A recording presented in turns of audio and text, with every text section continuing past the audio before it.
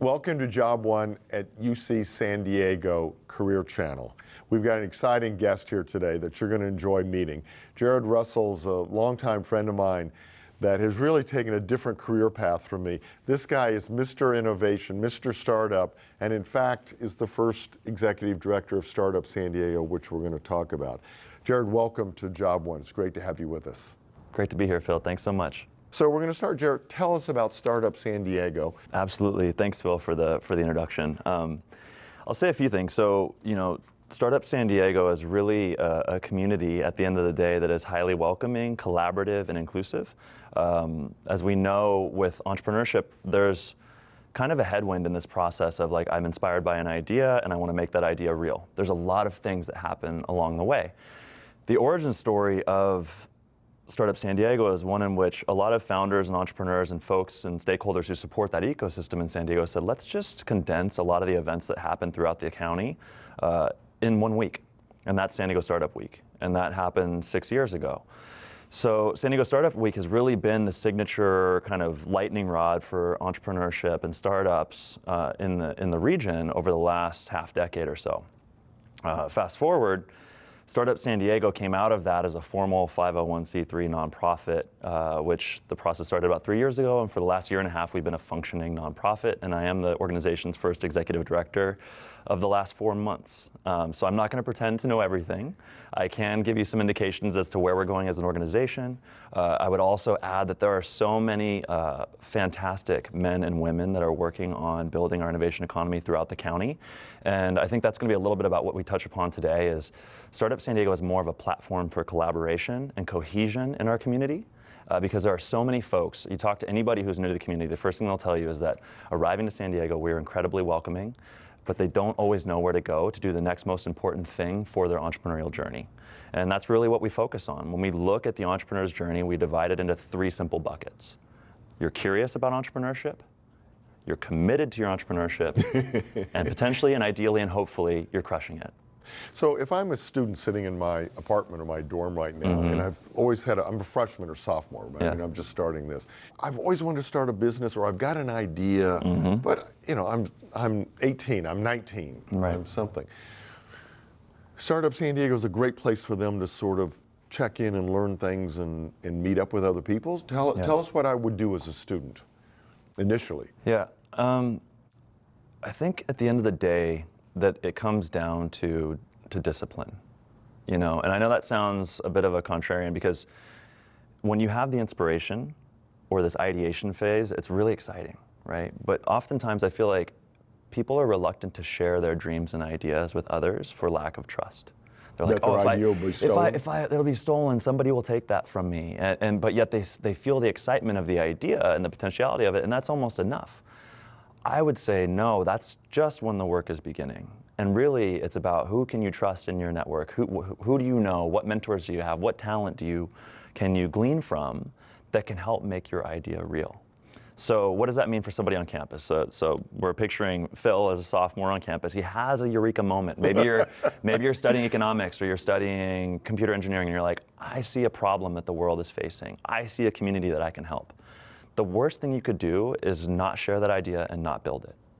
The best thing that you can do is find a way to build it. If you can build it yourself, then go for it. The next thing is testing it. If you can't build it yourself, then you have to find people that you trust to start sharing the idea, because that's when it starts to get legs. You go from inspiration to ideation, then you start to tinker. This is like the lab to market, minimum viable product, rapid prototyping model where you say, okay, let me get to market so I can start to understand if what I'm thinking actually has some kind of product market fit, that there's a need out there. Is there a way to protect your idea short of telling 5 people that you swear to secrecy? Yeah, I mean, so there's, if it's super early stage and you have folks that you trust, if I had an idea tomorrow, I would share it with you because I trust you and that's my own kind of social contract with you. Right. If you're sharing it with somebody that you think is in a position to maximize off of it, then yeah, you might want an NDA. You might want to try and get intellectual property early, but generally speaking, the odds of that idea being stolen are much, much less than the odds of you not doing it. And an NDA is non-disclosure agreement, Correct. Right? Something you sign that says, look, I'm going to tell you my idea and you can't Right. steal it And then from the them. next thing I would say is that a lot of campuses now, I don't know about the community colleges, I hope they have these resources. I went to Miracosta before I went to UCSD, so I kind of look at the whole life cycle of the university education in the county, is if there are incubators on campus or entrepreneurship programs or certificates that students connect with those programs on campus to understand what the next most important thing is that they should do. There's a lot of things that we all need to do. I'm sure there's days where you feel overwhelmed. I feel overwhelmed with certain things, right? Yep. We always have to say, what are our priorities? The same in building out a startup or an entrepreneurial idea is like, what's the next biggest question that I need to answer, right? And at some point that will be protect your IP, right? Are there clubs you would recommend on campus at a typical university? Yeah, We're not just talking UC San Diego, but right. So broadly speaking, I'll just give you an example of the kind of incubator launch pad programs. So UCSD has the basement, right? And then they've also got Rady School of Management, which I think offer great resources on campus at UCSD. There's also the design school, which can help with some of this. At USD, there is the Brink. That's a program for small business and also a kind of a mentorship program and incubator. And then finally at SDSU, there is the Zip Launchpad at the Zahn School. So there's incubators on all three of the major universities. So should they go through that path before they come to a startup San Diego? Are you Oh no, they can sort do of they can do stage both 2 or in 3? parallel. So Okay. and so that's an interesting thing. So think about this in 3 buckets. You have what's happening on campus. You have what's happening in the market. So I talked a little bit about getting your idea from lab to market. Get your idea out there and test it so that it's not just sitting in your head, not just sitting on paper, not just sitting in classroom or in the lab, but actually testing it for the market, right? So you've got what's happening on campus, testing in the market, and then the third piece is actually connecting to the community. And I think that is far too often where we could do a better job in the community is actually getting students and students getting themselves off of campus to kind of participate early on in the innovation community. I feel like far too often and far too late in a student's academic career are they realizing what a robust startup and innovation ecosystem we have here. They're focused on maybe some of the big names and the big targets, and if they don't get into one of those major outfits, then we often lose them to another city or state. And the support on campus seems to be growing. Oh yeah. I mean, Yeah. it's exciting for campuses to have these innovative people that come up with these ideas, and it's great PR for them to show how they nurtured this idea that became this company. When you talk about the real world and putting out that would be taking your idea to potential clients and say, if there was a software that did this, or an app, or if there was a product, would that be a good idea? And if they go, well, no, somebody's already done that. Okay, well then, and they might hear no. That would be a great idea if somebody could do that. Well, and that's where the persistence. They might, odds are they're not going to hear that right away. They're going to hear the latter, which is like somebody's already done that. And instead, I think that's where the persistence, the iteration, like that the first no, that doesn't mean that your idea is bad. That's why you have to keep on it and keep testing. If we stopped at the first no in our lives, my gosh. We wouldn't get anything done. We have to test, we have to iterate, we have to have the courage to experiment and then listen to the advice we get. So and not give up. Absolutely. Right? You're going to get a lot of no's before somebody goes, ha ha. Yeah. Yeah. So, and the role of, for example, mentorship as the idea matures, the role of mentorship is pretty profound. Like there was a small business association stat a while back that said that 70% of organizations that got mentorship, so small business startup, lasted twice. They were twice as likely to go past 5 years than those that did not. Right.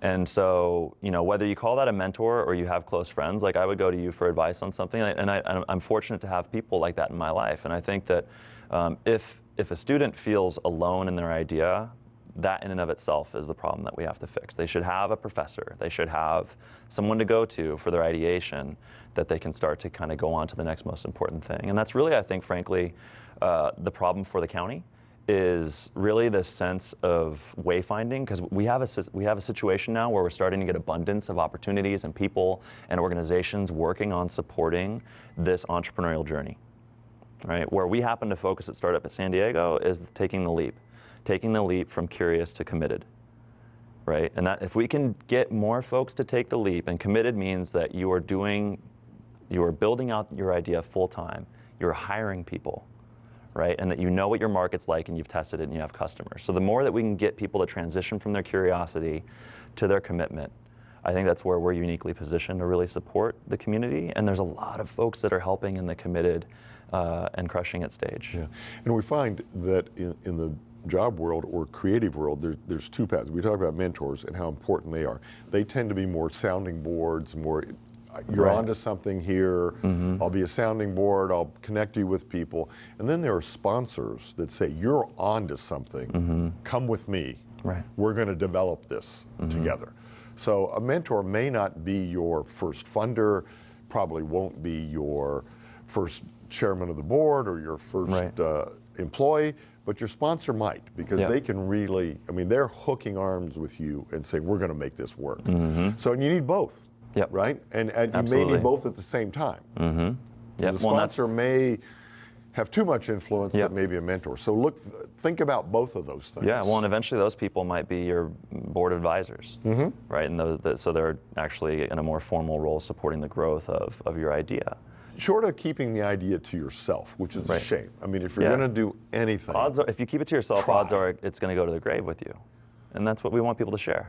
and get out of your comfort zone. Yep. And you may have 3 or 4 or 5 ideas, Yep. and the 5th one is the one that Right. that hits. Yeah, and you know, the other thing I'll add is that there are so many startups, and I meant to say this earlier, there are so many startups doing amazing things in this county. Everything from kind of consumer apps through to internet security and blockchain. If you don't have an idea yet, that doesn't mean you can't participate in the startup community. And sometimes the timing might hit when you're in your 40s now. And you join and you get involved Yep. to look for ideas. So maybe it's a right? work You don't study have to program. walk in there with the Yeah, idea. so it could be a work study program, it can be an internship, it can be a part-time job. There's a lot of ways Job to shadowing is another way to get ideas. And that's really needed in the community. So I would encourage students to also just, if they don't have their eureka moment, then the best thing they can do is be ready for when it happens. And part of that is understanding what it means to work at a startup, because eventually they'll be managing one.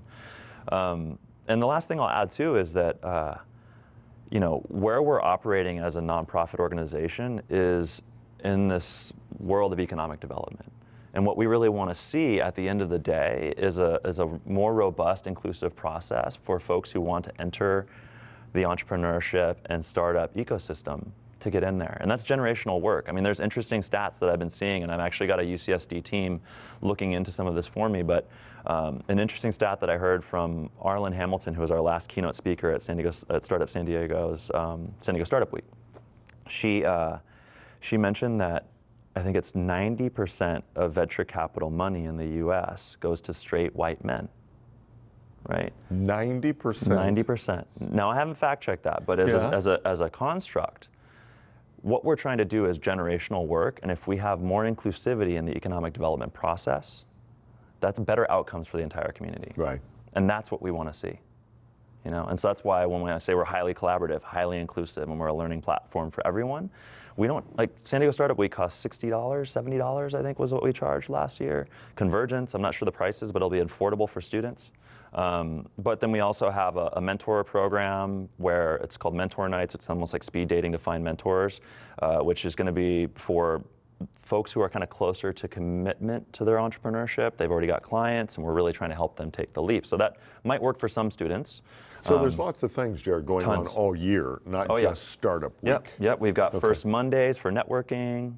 There's all kinds of stuff. So if they visit the website, if folks follow our newsletter, there's going to be a lot that we'll be sharing in the coming months. What's your feeling, Jarrod, on going it alone? I've got an idea, and I want to maximize it myself versus bringing a team of 2 or 3 people in on the project. Right. Do you have advice on one or the other? Yeah, there's sort of this mystique of the lone wolf, you know, kind of. I did it my way. Did it my way, I did it solo. And that certainly can and will work for some people, depending on A, their personality type, and B, the nature of the idea, and their skill set. Right, if somebody has that personality type for that, their idea is very nimble and disruptive that they can do in a pretty concise way, and they have the skills to do it, then maybe they can bootstrap and at least get it flowing from the beginning on their own. My sense is that most people, while you might have some iteration in the beginning, most people are going to need a team around them. Yeah. But for all three reasons that I just mentioned before. So I know that's an image that is out there, and it does work for many a successful founder. But I think as a general principle, it's more likelihood. The likelihood of success increases in a team, and it's more fun. Yeah. It's more fun, right? No, it is. I mean, yeah. Yeah. So I like to say in teamwork like that, if you're over 21, is beer for big ideas and coffee for getting them done.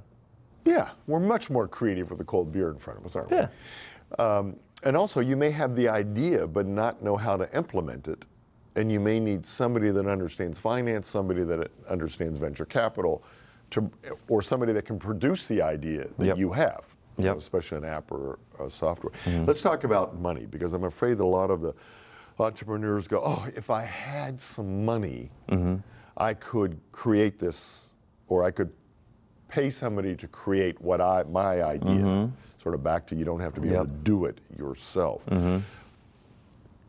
Just out of school, you're still in school, and you say, if I had money, I would pursue this idea, but I don't have money. What would you say to those young people?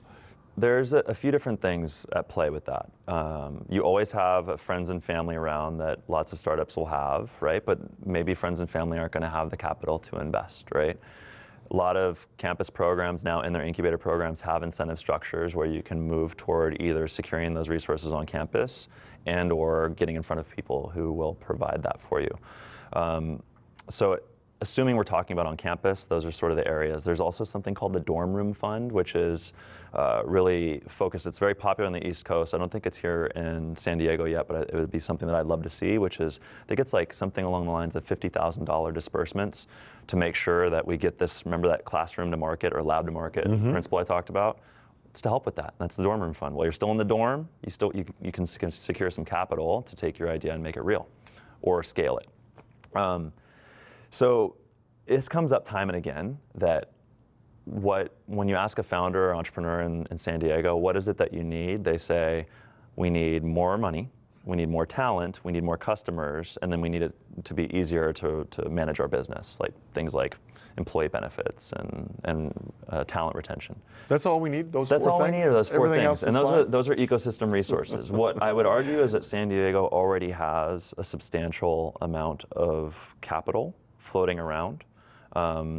There's a lot of angel investors. There are, like in Tech Coast Angels is a great example of a group that kind of centralizes those resources and opportunities. I would focus first on building out a really good idea. When you have the right idea and you're putting enough time into it and you're patient as an entrepreneur and founder, the money will come. Whether that comes from San Diego or maybe some of the initial pre-seed money or you get into an incubator, with the right ideas, the money will come. And I think far too often what I see happening is that someone will get the inkling of an idea, they don't want to test the market, they don't really want to do the next most important thing, they want to cut the whole process and get venture money. So they go to like San Diego Venture Group, right? Like I'm good friends with Mike Crenn, love the guy. And what I could imagine is happening sometimes is you're getting a lot of unsolicited requests of folks who just aren't ready for venture money yet. So what I would tell students is do the front end work and be patient in building out your process, right? And then the money will come. We want to be able to help with that too. And how about participating in these sort of kickstart things where there's a contest that you win $10,000 or $15,000 or $50,000? I've been judges to several of those, and I sort of thought, oh, it's a great idea, but your presentation is awful. Nobody's going to fund you with that sort of presentation. Right. The importance of being able to talk about your idea, present it convincingly, succinctly, and with energy and excitement without appearing flaky, I think is so important to moving these things along, don't you? Yeah. I follow that thought, and what I would say is that that's where practice is really important. So there is something in San Diego, it's run by the Kauffman Foundation, and it's called 1 Million Cups. And I think it's every Wednesday morning over here in Little Italy. You can basically, it's like open mic pitch for practicing your business idea. So really? Yeah, so you and I came up with karaoke. So you and I after this, we could pitches? come up with an idea that's like how to improve, I'm looking at the parking structure here, how to improve transparency of parking space availability to save driver time and money. You and I can go pitch that next week with a rough sketch and just get feedback from the community. That's the kind of stuff where I'm talking about. Don't just sit in the classroom. Don't just sit and talk amongst ourselves. Share with the community. So there's that. We have what's called Founders Fight Club, and we also at Startup San Diego, and that's going to be at Convergence, where everybody's kind of watching this really fun pitch. We just finished, we as a community, and it was San Diego Venture Group and Tech Coast Angels just had Quick Pitch, where there was a massive, multi-$1,000 prize. I think it was a total of $100,000 in prize money, or 50. I can't remember exactly how much. But there was, were great pitches in that. And so, yeah, practicing the art of the pitch is really important. And I think the most important thing with that is practice. We're starting to get more opportunities to do that in San Diego. The incubator programs on campuses will also provide that type of training. So that's a great way to secure that process. Yeah, I tell young people to videotape your presentation Yeah. and then play and say, would I invest in this idea? Right. Oh my gosh, no, the guy stuttered and he rambled and okay, take 20 Yeah, well, till you get it down pat. Don't go and it public. also comes down to authenticity, right? Like I hope that viewers watching this, because we've known each other for a while, because we care about what we're talking about, that authenticity comes through. And at the end of the day, that's what an entrepreneur has to have. And so, I was at an event recently where the governor of Colorado, who used to be the mayor of Denver, Hickenlooper, John Hickenlooper, great guy. What he said that resonated with me the most, he used to say this as mayor, was that collaboration moves at the speed of trust. Okay, so to me, the more that we pick something that we care about, right? So don't just pick an opportunity because it's there. I mean, folks can do that if they want to, but I think what has the ultimate likelihood of success is picking a problem or a scalable solution that we care about, because you're going to spend a lot of time on it as an entrepreneur, and then building out an authentic pathway by which that might succeed. People are going to see that. Investors are going to see that. Stakeholders, mentors. So it's build trust the right way, which is, right, it's integrity, it's following through on what you're going to do, it's being transparent in these processes, and also just doing something that you care about. Yeah, because they're investing in you. Exactly. As much as the idea, because you're the source of the idea. Yep. And if they don't trust you, they're going to pass on the idea, because there's, as you say, in these contests, there's another 15 right after you. Right. So yeah, and this is a balance. Like there's always a paradox in entrepreneurship, but it's like you have to have enough of the answers to instill the fact that you've been thinking about this, but it's also, I find in life, okay to be vulnerable if you don't have all the answers. In fact, that's when people know how they can help you, right? So just like I came up here, I've been on this job 4 months. There's a lot to figure out. And by the way, we're volunteer-led, meaning a lot of the volunteers and community members that support Startup San Diego, they're the ones that make this happen, not me.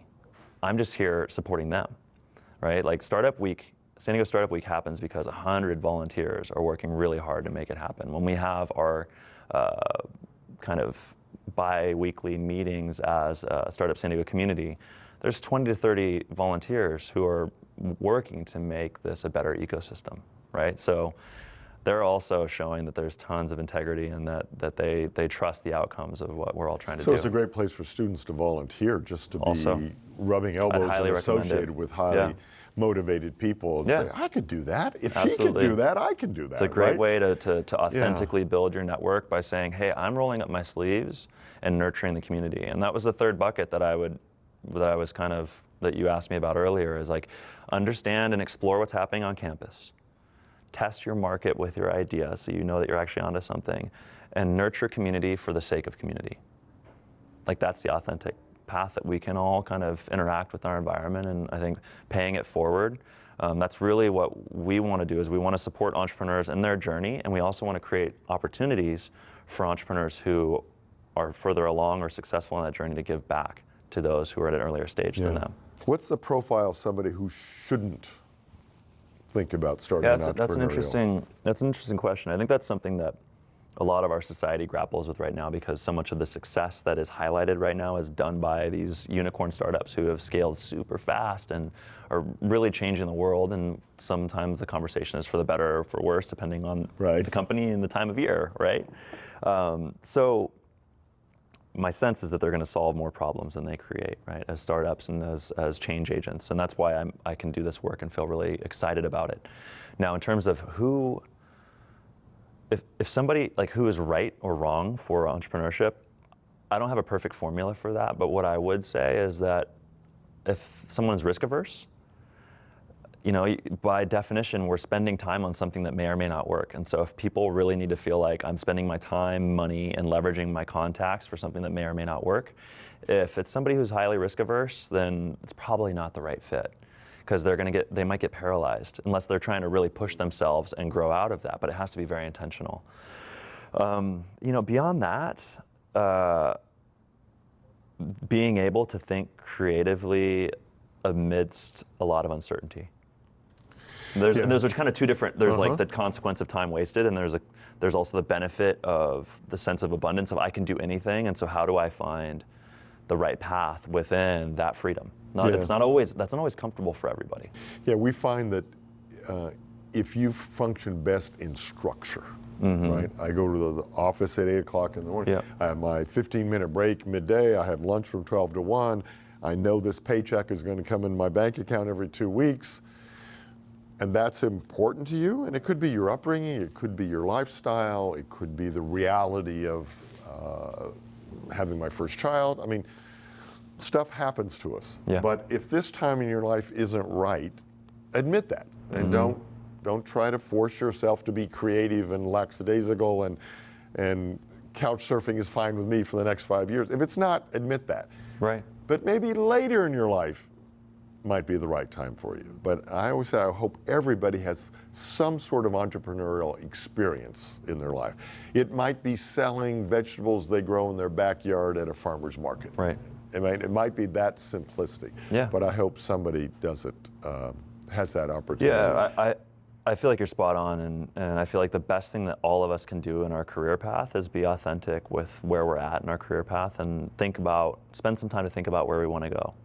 And that, because of how fast things move and how often we might be in front of our phones or the next thing that we have to do each day, I don't know if we afford ourselves enough time to check in and say, am I doing this for the right reasons? Is this the right fit for me? And who's to say that if a startup isn't in the cards, at least as an idea or a eureka moment one year, that you might not have one the following.